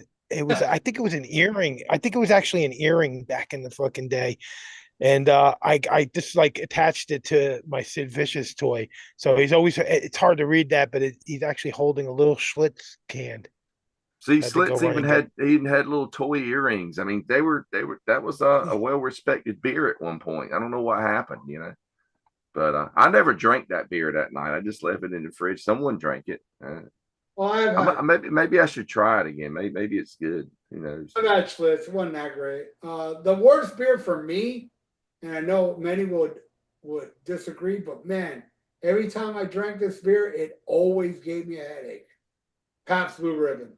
Oh, I hate that crap. Nasty. It's kind of popular again. It's like all over the place again now. Yeah, people love them. That's what's always on special at all the clubs around Raleigh and stuff. Same here too. That's hipster beer. Yeah. Totally. Absolutely. Yeah. It is. Yeah, I always and back then, partying, I had no choice if that was the only thing there. So I'd drink it, I'd get a buzz, but then I'd get this massive headache. And I'm not saying the next day, I'm saying that night. It's like, oh, I can't drink this fucking. And let me tell you something. What fucking contest gave that beer a blue ribbon? That's what I want to know. It's pretty. It was one of those contests where everybody gets a ribbon. So no matter how bad your beer is, they give you a ribbon. Yeah, it's probably blue ribbon for the greatest headache beer. I had a friend that used to love to drink. Just for showing up. My friend used to drink Milwaukee's Best. Yeah. And they called he called it the Beast, and they had a band, and they wrote a song called "Give Me the Beast." The lyrics are like, really funny, like something like people say Budweiser's king, but when you're thirsty, you drink most anything.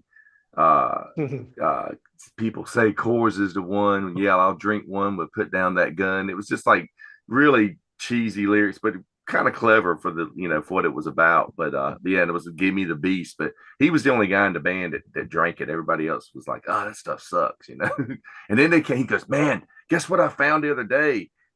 They've got Milwaukee's Best Ice." Oh. What was the deal with all that iced beer? It was supposed to be brewed under certain temperatures or something. Like right before the doctors told me I can never drink alcohol again. This has been like 10 years now. Right before that, I was going with my friends to these beer distilleries because my friends were all alcoholics. I even back then was a casual drinker, and they got into this phase of craft beer. Yeah. I didn't get it. I drank a lot of craft beer before. I think that's what fucked me up, the craft beer. Yeah, I'm not a fan of it. I know. I'm not. I know a lot of people that like doing just that too. They go to those fancy places and they drink their triple the amount of money for those kind of beers, and then it's like they're taste testing or something, like because they got to get something different each time you go to a distillery because they got 50,000 different things to try. So you're just going through like this list of shit. They'll get like a board of like 5 small like shot glasses of beer. They call it a flight. Mm-hmm. They get and they're really expensive, and the food is always bad at those places too. but it's Yeah. fancy. These are so. food trucks. Yeah, I yeah, had, they're real. It's They're the very popular. It's the hipster crowd, I think. Yeah, they're yeah, very popular around it. Just not. It's not my thing. I've tried a few of them that I thought were okay, but it's like a lot of it's like some of the wheat beers are okay, but they give me like terrible reflux, because the one that's draft to start with, but IPAs. God, I know that the P in IPA stands for P and the A stands for ass. Because they're just horrible. They taste like someone took some grass shavings and threw in it or something. It's like I I just guess the can't one drink thing it. good about them is that the higher alcohol content, because I see like most of the people I see that drinking them, they only drink 3 beers of them. And it's like that's their night of drinking is 3 beers. It's like I'll drink 20 beers compared to their 3 beers, but I guess they get a little bit of a buzz on their 3 beers and they feel special because they have a expensive drink in their hand or whatever. I had once, and I guess it didn't survive. But Reese's Peanut Butter Cups released a beer, a Reese's Butter Cup beer. Mm-hmm. I had it. It was not that good. I bought some. Yingling actually had a Hershey's. Yingling came out with a Hershey's beer. And I was like, oh, that's got to be good. And I bought some of it, man. And I couldn't get through it. I couldn't get through one buy. I had had a 12-pack of it. I was like giving it away. I was like, this is horrible. Yeah. Not good. Maybe I should have mixed it with the peanut butter beer and it would have been like the Reese's and it would have been tolerable. Let me go grab something. I got to show you guys. Speaking of, it's not beer though, but it's interesting. Give me a second. Yep. Mitch Wooten says, Count Ralphus, I love the Speak of the Devil background. Yeah, that's badass. Yeah. I always loved that picture. I just said Count that Mitch Wooten said he loves your background there. He loves your Speak of the Devil. Oh yeah. I've got a bunch. AC/DC I've got a rocker bust. I don't have one of those. That? I've got a bunch of weird different metal beers behind me. I can't get them all down. They're stacked. Yeah, I got the Megadeth ones. I got Iron Maiden one too. I got a heavy metal parking lot beer. This is that was made in Baltimore. Yeah. This is Cheech and Chong, 5 milligrams of THC in this. Yeah, I see when you got that. That's awesome. I haven't opened it, but yeah, it's pretty cool package. I haven't opened this AC/DC beer either. I'm waiting if Angus passes away or something bad happens to Angus, I'm gonna crack this that day. I'm saving it for Angus. Hopefully he outlives me. One that I can reach is it's got a couple here I can reach. Here's an Elvira. Here's an Elvira beer. Oh, cool. Here is these are actually been drained, but a friend gave them to me. I've got it's a Van Halen. It's called Eruption. Oh, it looks like nice. You got and then an Angel and then an Angel Witch beer. Oh, cool. Oh yeah. Wow.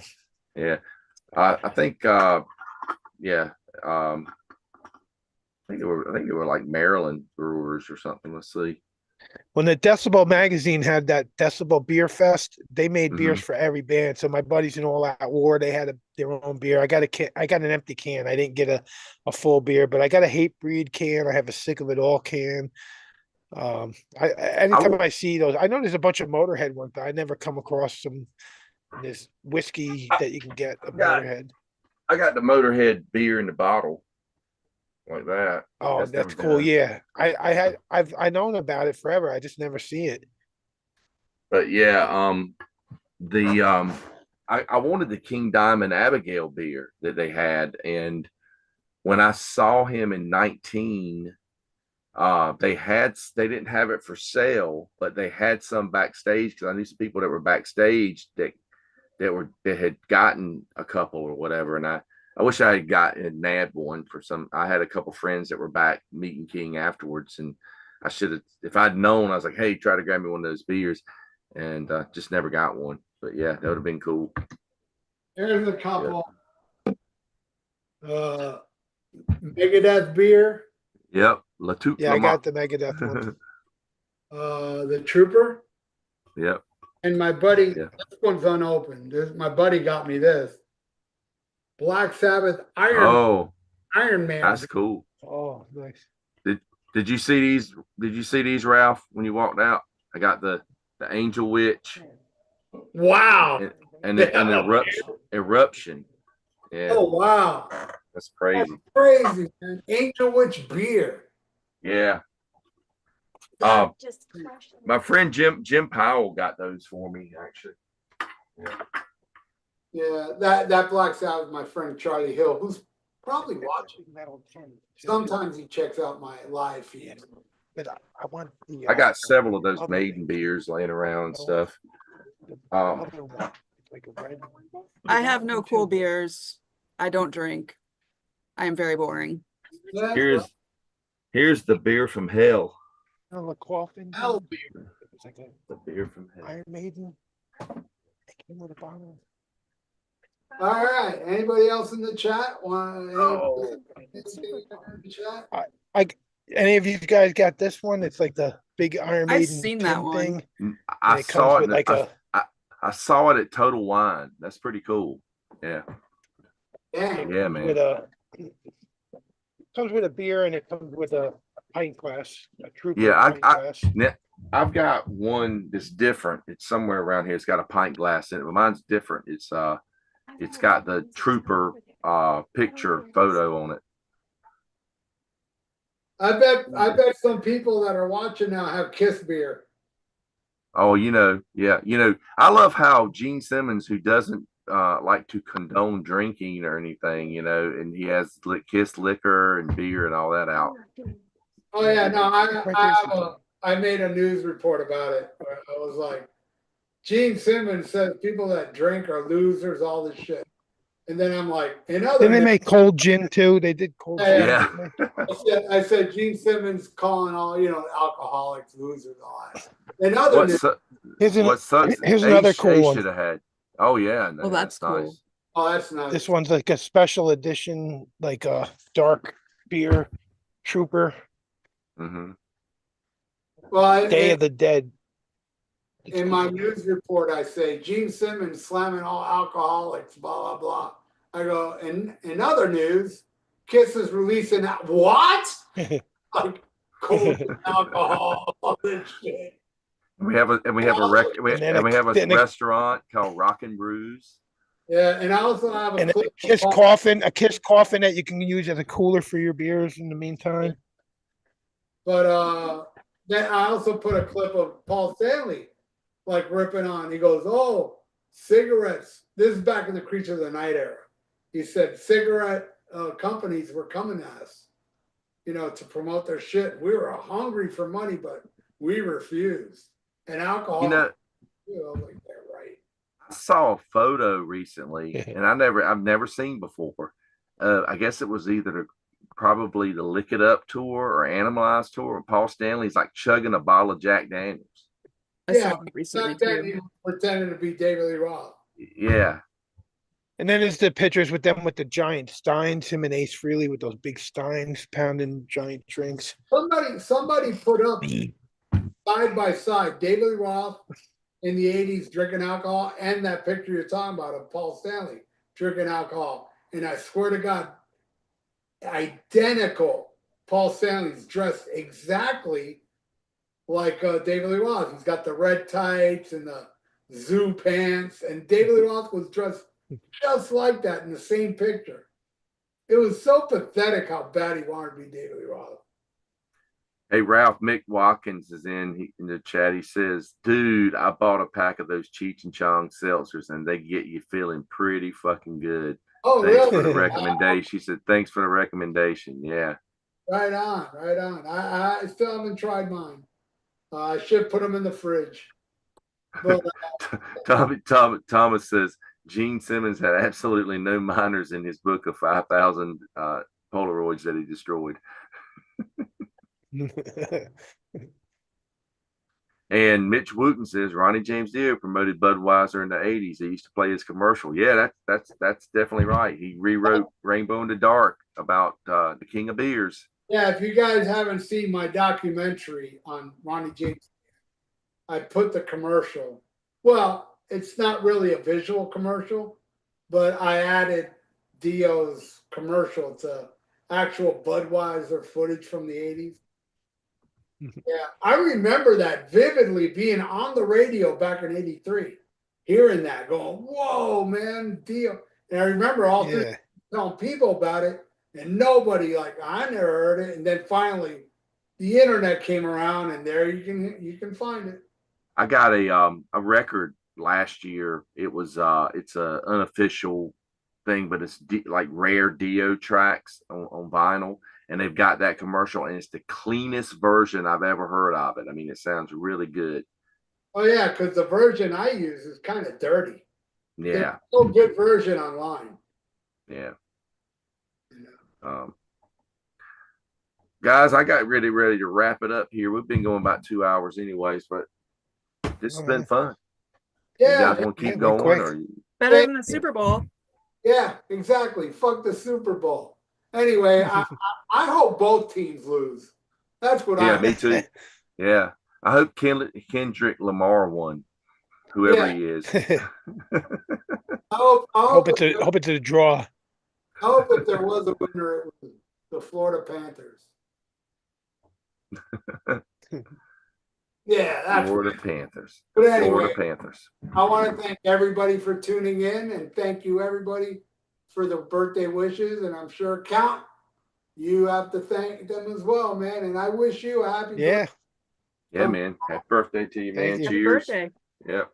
And Brenda, thank you so much for joining. Yes, that's awesome. You joined us, Brenda. It means a lot. Nice meeting you, Brenda. Yeah, good to meet you. And It means a lot to me being here, and it means a lot to me y'all being here. Count Ralphus, Tony, and everybody out there watching. Travis, that Texas dude, all you people, man. Thank you for so much for watching, and y'all rule because you hate the Super Bowl. Fuck the Super Bowl.